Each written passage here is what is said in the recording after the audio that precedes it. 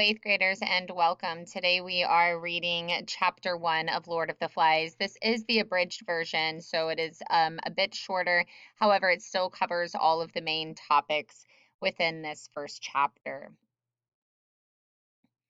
The boy with fair hair lowered himself down the last few feet of rock and began to pick his way toward the lagoon. Though he had taken off his school sweater, his gray shirt stuck to him and his hair was plastered to his forehead. All round him the jungle was a bath of heat. He was clambering heavily among the creepers and broken trunks when a bird, a vision of red and yellow, flashed upwards with a witch-like cry, and this cry was echoed by another. "Hi!" it said. "Wait a minute!"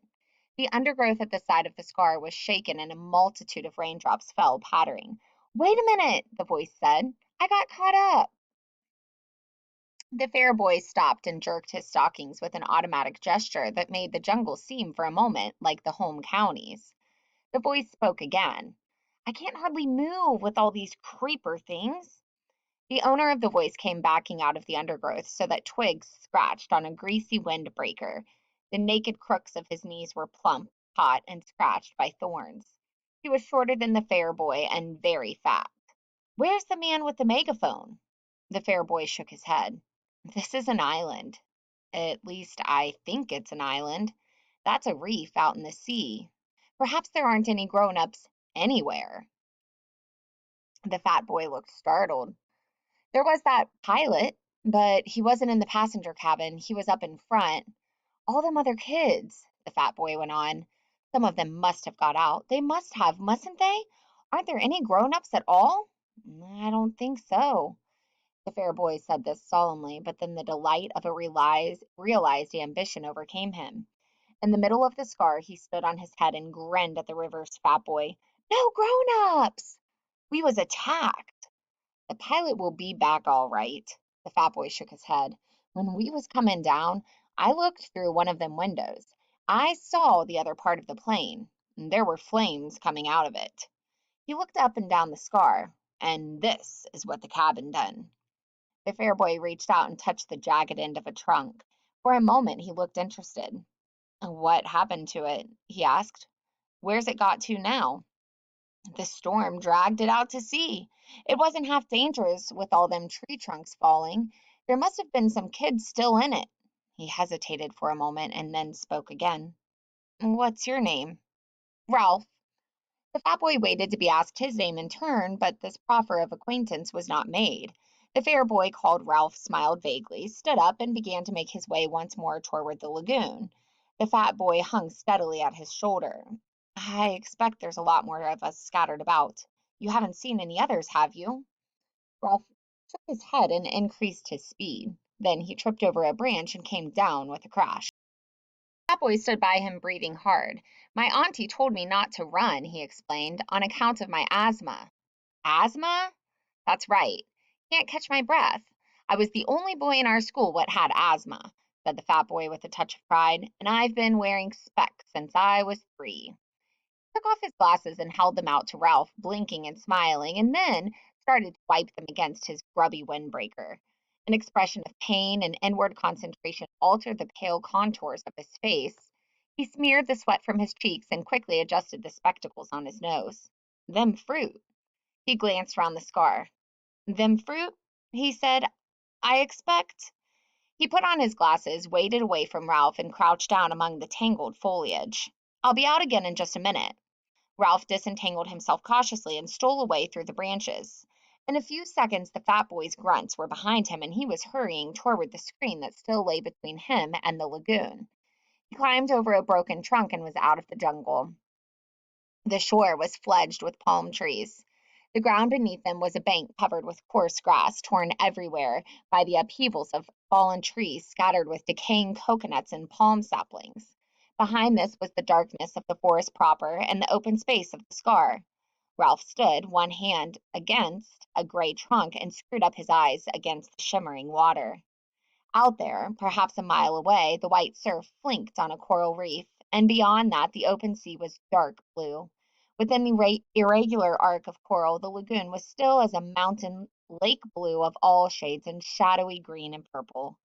The beach between the palm terrace and the water was a thin stick, endless apparently, for to Ralph's left the perspectives of palm and beach and water drew to a point at infinity, and always, almost always visible, was the heat. He jumped down from the terrace. The sand was thick over his black shoes, and the heat hit him. He became conscious of the weight of clothes, kicked his shoes off fiercely, and ripped off each stocking with its elastic garter in a single movement. He undid the snake clasp of his belt, lugged off his shorts and pants, and stood there naked, looking at the dazzling beach and the water. He was old enough, 12 years and a few months, to have lost the prominent tummy of childhood, and not yet old enough for adolescence to have made him awkward. He patted the palm trunk softly, and, forced at last to believe in the reality of the island, laughed delightedly again and stood on his head. He turned neatly onto his feet, jumped down to the beach, knelt, and swept a double armful of sand into a pile against his chest. Then he sat back and looked at the water with bright, excited eyes. Ralph? The fat boy lowered himself over the terrace and sat down carefully, using the edge as a seat. I'm sorry I've been such a time. Them fruit. I expect we'll want to know all their names, said the fat boy, and make a list. We ought to have a meeting. Ralph did not take the hint, so the fat boy was forced to continue.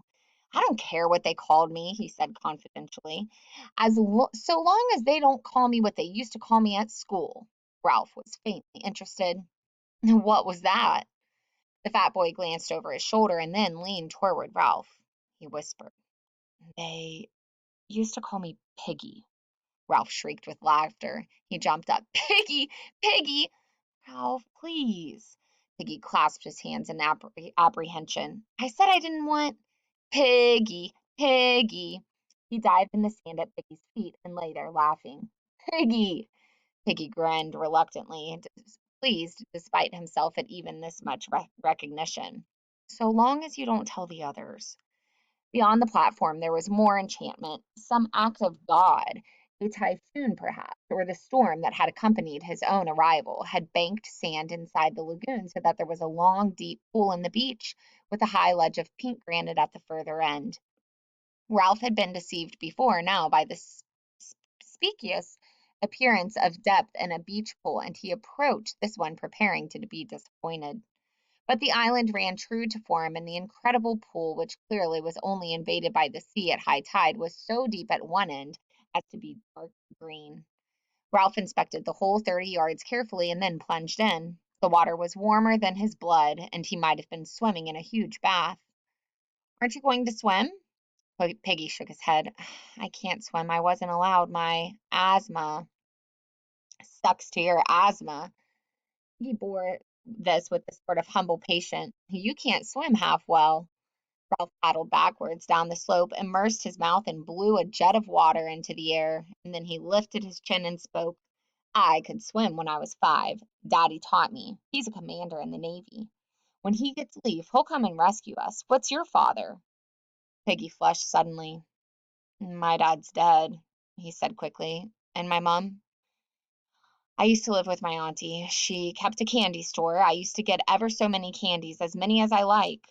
When will your dad rescue us? Soon as he can. How does he know we're here? Ralph lolled in the water. Sleep enveloped him like the swathing mirages that were wrestling with the brilliance of the lagoon. How does he know we're here? Because, thought Ralph, because. The roar from the reef became very distant. They'd tell him at the airport. Piggy shook his head, put on his flashing glasses and looked down at Ralph. Not them. Didn't you hear what the pilot said about the atom bomb? They're all dead. This an island, isn't it? I climbed a rock, said Ralph slowly, and I think this is an island. They're all dead, said Piggy, and this is an island. Nobody don't know we're here. Your dad don't know. Nobody don't know. His lips quivered, and the spectacles were dimmed with mist. We may stay here till we die. We got to find the others. We got to do something. Ralph said nothing. Here was a coral island, protected from the sun. Ignoring Piggy's ill-omened talk, he dreamed pleasantly. Piggy insisted. How many of us are there? I don't know. We got to do something. Ralph looked through him. Here at last was the imagined but never fully realized place leaping into real life. Ralph's lips parted in a delighted smile, and Piggy, taking this smile to himself as a mark of recognition, laughed with pleasure. What's that? Ralph had stopped smiling and was pointing into the lagoon. Something creamy lay among the ferny woods. A stone? No, a shell. Suddenly, Piggy was abubble with decorous excitement. That's right, it's a shell. He kind of spat, said Piggy. My auntie wouldn't let me blow on account of my asthma. He said you blew from down here. Piggy laid a hand on his jutting abdomen. You try, Ralph. You'll call the others. Doubtfully, Ralph laid the small end of the shell against his mouth and blew. There came a rushing sound from its mouth, but nothing more. Ralph wiped the salt water off his lips and tried again, but the shell remained silent. He blew from down here. Ralph grasped the idea and hit the shell with air from his diaphragm. Immediately, the thing sounded. A deep, harsh note boomed under the palms, spread through the intricacies of the forest, and echoed back the pink granite of the mountain. Ralph took the shell away from his lips. Gosh! His ordinary voice sounded like a whisper after the harsh note of the conch. He laid the conch against his lips, took a deep breath, and blew once more. The note boomed again. I bet you can hear that for miles. Ralph found his breath and blew a series of short blasts. Piggy exclaimed, There's one! Signs of life were visible now on the beach. The sand, trembling beneath the heat haze, concealed many figures in its miles of length. Boys were making their way toward the platform through the hot sand. 3 small children appeared. A dark little boy, not much younger than Piggy, parted a tangle of undergrowth, walked onto the platform, and smiled cheerfully at everybody. More and more of them came. They sat down on the fallen palm trunks and waited. Ralph continued to blow short, penetrating blasts. The children who came along the beach, singly or in twos, leapt into visibility when they crossed the line from heat haze to nearer sand. Even while he blew, Ralph noticed the last pair of bodies that reached the platform above, a fluttering patch of black. The 2 boys, bullet-headed and with hair like tow, flung themselves down and lay grinning and panting at Ralph like dogs. They were twins, and the eye was shocked and incredulous at such cheery duplication. Piggy bent his flashing glasses to them and could be heard between the blasts repeating their names. Sam, Eric, Sam, Eric. At last Ralph ceased to blow and sat there, the conch trailing from one hand, his head bowed on his knees. As the echoes died away, so did the laughter, and there was silence. Within the diamond haze of the beach, something dark was fumbling along. Ralph saw it first and watched till the intentness of his gaze drew all eyes that way. Then the creature stepped from mirage onto clear sand, and they saw that the darkness was not all shadow, but mostly clothing. The creature was a party of boys marching approximately in step in 2 parallel lines and dressed in strangely eccentric clothing. Each boy wore a square black cap with a silver badge on it. Their bodies from throat to ankle were hidden by black cloaks which bore a long silver cross on the left breast, and each neck was finished off with a ham bone frill. The boy who controlled them was dressed in the same way, though his cap badge was golden. When his party was about 10 yards from the platform, he shouted an order, and they halted, gasping, sweating, swaying in the fierce light. Came forward, vaulted onto the platform with his cloak flying, and peered into what to him was almost complete darkness. Where's the man with the trumpet? Ralph, sensing his sun blindness, answered him. There's no man with a trumpet, only me. Inside the floating cloak he was tall, thin, and bony, and his hair was red beneath the black cap. His face was crumpled and freckled and ugly without silliness. Out of this face stared 2 light blue eyes, frustrated now and turning or ready to turn to anger. Is there a man here? Ralph spoke to his back. No, we're having a meeting. Come and join in. The group of cloaked boys began to scatter from clothesline. The tall boy shouted at them. Choir, stand still. Wearily obedient, the choir huddled into line and stood there, swaying in the sun. None the less, some began to protest faintly. Aren't there any grown-ups? No. Meridu sat down on a trunk and looked around the circle. Then we'll have to look after ourselves. Secure on the other side of Ralph, Piggy spoke timidly. That's why Ralph made a meeting, so as we can decide what to do. We'd better all have names, said Ralph. So I'm Ralph. We got most names, said Piggy. Got 'em just now. Kids' names, said Meridew. Why should I be Jack? I'm Meridew.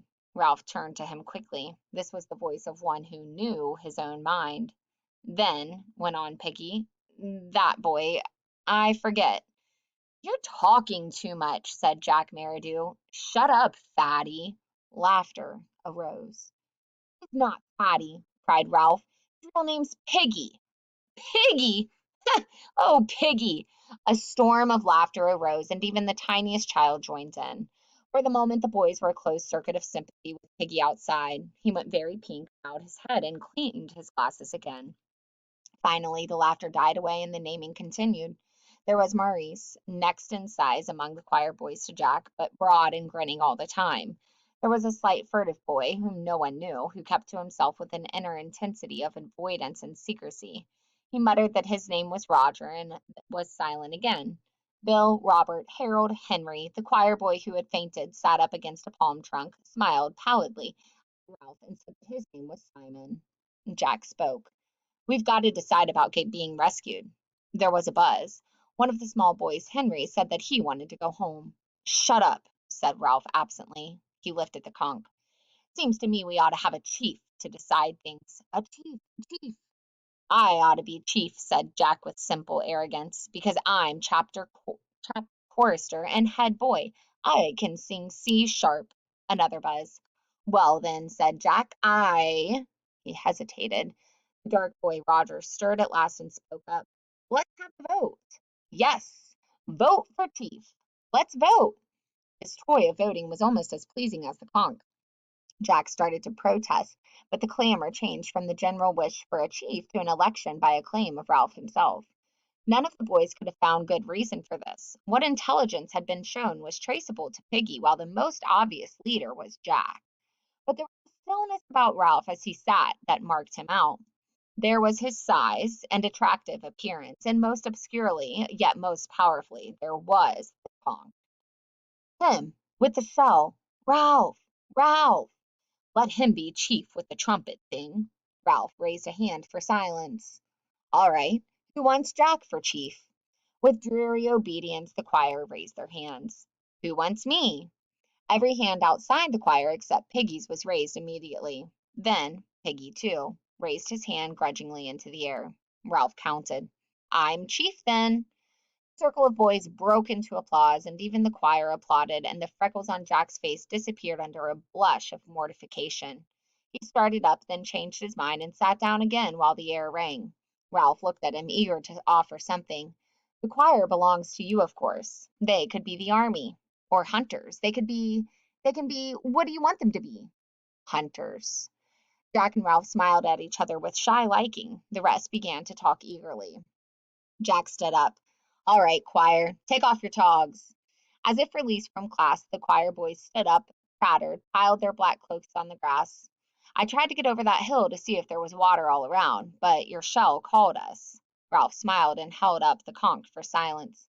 Listen, everybody, I've got to have time to think things out. I can't decide what to do straight off. Everybody must stay around here and wait and not go away. Three of us, if we take more, we'd get all mixed and lose each other. Three of us will go on an expedition and find out. I'll go, and Jack, and he looked around the circle of eager faces. There was no lack of boys to choose from. And Simon. The boys around Simon giggled, and he stood up, laughing a little. Now that the pallor of his faint was over, he was a skinny, vivid little boy with a glance coming up from under a hut of straight hair that hung down black and coarse. He nodded at Ralph. I'll come. And I. Jack snatched from behind him a sizable sheath knife and clouded it into a trunk. The buzz rose and died away. He stirred. I'll come. Ralph turned to him. You're no good on a job like this. All the same, we don't want you, said Jack flatly. Three's enough. Piggy's glasses flashed. Ralph, Jack, and Simon jumped off the platform and walked along the sand past the bathing pool. Piggy hung bumbling behind them. Piggy's glasses were misted again, this time with humiliation. You told him. After what I said. What on earth are you talking about? About being called Piggy. I said I didn't care as long as they didn't call me Piggy. And I said not to tell. And then you went and said straight out. Stillness descended on them. Ralph, looking with more understanding at Piggy, saw that he was hurt and crushed. He hovered between the two courses of apology or further insult. Better Piggy than Fatty, he said at last, with the directness of genuine leadership. And anyway, I'm sorry if you feel like that. Now go back, Piggy, and take names. That's your job. So long. He turned and raced after the other two. Piggy stood, and the rose of indignation faded slowly from his cheeks. He went back to the platform. Come on, said Jack, presently. We're explorers. We'll go to the end of the island, said Ralph, and look round the corner. Now, toward the end of the afternoon, the mirages were settling a little. They found the end of the island. We shan't see round this corner, said Jack, because there isn't one, only a slow curve, and you can see the rocks get worse. Ralph shaded his eyes and followed the jagged outline of the crags up toward the mountain. This part of the beach was nearer the mountain than any other that they had seen. We'll try climbing the mountain from here, he said. I should think this is the easiest way.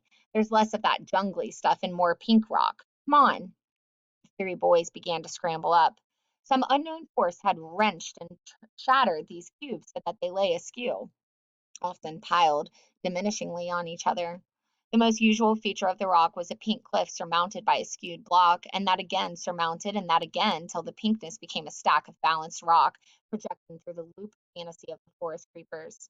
Where the pink cliffs rose out of the ground, there were often narrow tracks winding upwards. They could edge along them deep in the plant world, their faces to the rock. What made this track? Jack paused, wiping the sweat from his face. Ralph stood by him, breathless. Men? Jack shook his head. Animals. Ralph peered into the darkness under the trees, and the forest minutely vibrated. Come on. The difficulty was not the steep ascent around the shoulders of rock, but the occasional plunges through the undergrowth to get to the next path. This is real exploring, said Jack. I bet nobody's been here before. The pink granite of the next cliff was further back from the creepers and trees so that they could trot up the path. This again led into more open forest so that they had a glimpse of the spread sea. Look, look! High over this end of the island, the shattered rocks lifted up their stacks and chimneys. This one, against which Jack leaned, moved with a grating sound when they pushed. Come on! But not come on to the top. The assault on the summit must wait while the three boys accepted this challenge. The rock was as large as a small motor car. Heave! Sway back and forth, catch the rhythm. Heave! Increase the swing of the pendulum. Increase, increase. Come up and bear against the point of furthest balance. Increase, increase. Heave! Great Rock loitered, poised on one toe, decided not to return, moved through the air, fell, struck, turned over, leapt droning through the air, and smashed a deep hole in the canopy of the forest. Echoes and birds flew, white and pink dust floated. The forest further down shook as the passage of an enraged monster, and then the island was still. Wacko! Like a bomb. The way to the top was easy after that. As they reached the last stretch, Ralph stopped. They had guessed before that this was an island, clambering among the pink rocks, with the sea on either side and the tides there. They had known by some instinct that the sea lay on every side, but there seemed something more fitting in leaving the last word till they stood on the top and could see a circular horizon of water. Ralph turned to the others. This belongs to us. The boys surveyed all this, then looked out to sea. Jack pointed down. That's where we landed. Beyond falls and cliffs there was a gash visible in the trees. There were the splintered trunks and then the drag, leaving only a fringe of palm between the scar and the sea. There, too, jutting into the lagoon, was the platform, with insect-like figures moving near it. Come on, said Ralph.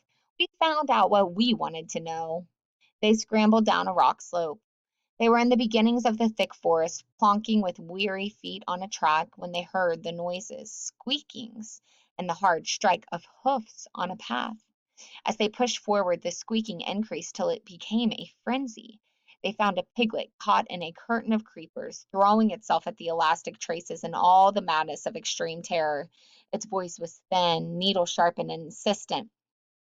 The three boys rushed forward, and Jack drew his knife again with a flourish.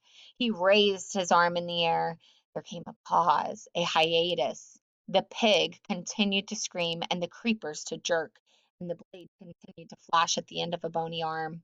The pause was only long enough for them to understand what an enormity the downward stroke would be. Then the piglet tore loose from the creepers and scurried into the undergrowth. They were left looking at each other in the place of terror. Jack's face was white under the freckles. He noticed that he still held the knife aloft and brought his arm down, replacing the blade in the sheath. Then they all three laughed ashamedly and began to climb back to the track. I was choosing a place, said Jack. I was just waiting for a moment to decide where to stab him. You should stick a pig, said Ralph fiercely. They always talk about sticking a pig. You cut a pig's throat to let the blood out, said Jack. Otherwise, you can't eat the meat. Why didn't you? They knew very well why he hadn't. Because of the enormity of the knife descending and cutting into living flesh. Because of the unbearable blood. I was going to, said Jack. He was ahead of them and they could not see his face. I was choosing a place. Next time. He snatched his knife out of the sheath and slammed it into a tree trunk. Next time, there would be no mercy. He looked round fiercely, daring them to contradict. Then they broke out into the sunlight, and for a while they were busy finding and devouring food as they moved down the scar toward the platform and the meeting.